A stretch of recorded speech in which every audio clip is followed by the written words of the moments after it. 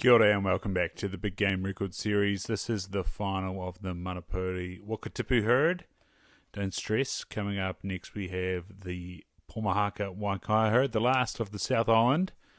The book does mention a little bit about Stewart Island, the Telford enclosure near Balclutha, as well as the little enclosure they had in the Dunedin Botanical Gardens, but no trophies of mentions from those. So the last few from the South Island come from the Pomahaka Waikai herd. But before we get into that, the last of the Wakatipu Manapouri herd.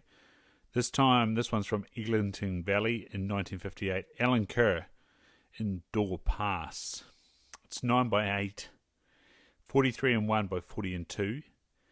Nice and wide, very wide, 44 and 5. So a quarter times 1 and 4/8, times 3, 4 and 4/8 lost, but still tips over 40 and 1/8. So magnificent spread there. The span is 32 and 5. Beams is 6 by 5 and 7. Coronets are 9 and 6 by 9 and 4. Brow tines are 15 and 5 by 9 and 4. Bays are 13 and 2 by 11 and 5. Trays are 15 and 2 by 14 and 2. Outer rolls are 12 and 2 by 9 and 2. Inner rolls are 10 and 2 by 8 and 4.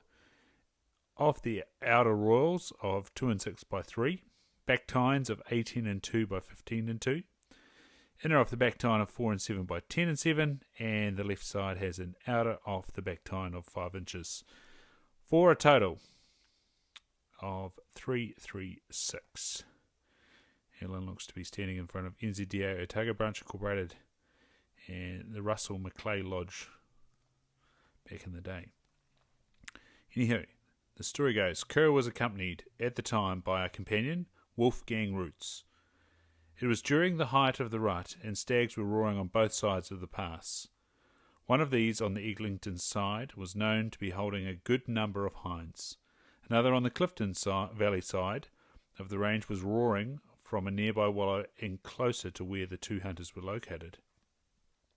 He was about 300 metres off on the Glade House side of Dore Pass, so a decision was made to try for him, he being the easier of the two to stalk, the hinds with the other fellow presenting too many problems. The decision was to pay off, the two stalkers flushing the stag from his mud bath. Both fired simultaneously at the fleeing stag, both missing the target. It was discovered later that both rifles had suffered the consequences of a rough trip up through the bush and were firing high. While the animal was in full flight, a lucky shot from Kerr brought the stag down. The shot, which had been intended to be lower, had hit the stag in the head just below the ear. A lucky shot indeed. A 7mm Magnum had done its job, but in falling down a series of small bluffs, the point of the brow tine on the left antler had been chipped off. Goodness me. What a way to finish the Wakatipu Manapouri herd. As mentioned at the start, next up we have the Pomahaka Waikai herd. Interesting stuff there. Areas my family has spent a little bit of time in.